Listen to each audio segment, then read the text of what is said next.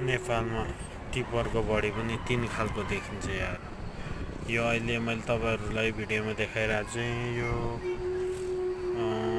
फोहोर बोक्ने टिपरको बडी भयो हैन। अनि अर्को एउटा कन्स्ट्रक्सन बडी पनि खासै घटाएको छैन।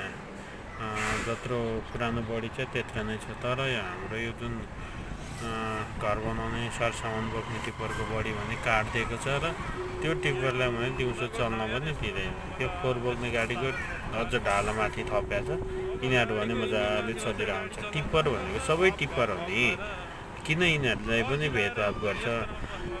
फोहोर बोक्ने टिपरले चाहिँ हान्दै नान्ने, अनि सामान बोक्ने टिपरले चाहिँ मान्छे हान्ने भन्ने होइन नि। सबै सामान एउटा। बरु यो नेपाल सरकारले चाहिँ अलिकति व्यवस्था के गर्नु पर्ने, कस्तो खालको टिपर भित्राउने त अब भन्सारबाट कस्तो खालकोले चाहिँ भन्सारमै रोकेर फिर्ता गराउने भन्ने पनि त गर्नु पर्यो नि त। त्यो निर्णय गरेर छानबिन त्यसरी गर्नु पर्यो। टिपरलाई चाहिँ साँच्चै रवि लामिछाने राजनीतिमा रवि लामिछाने र गाडीहरूलाई टिपर गाडीहरूलाई चाहिँ टिपरले कान्छेको छ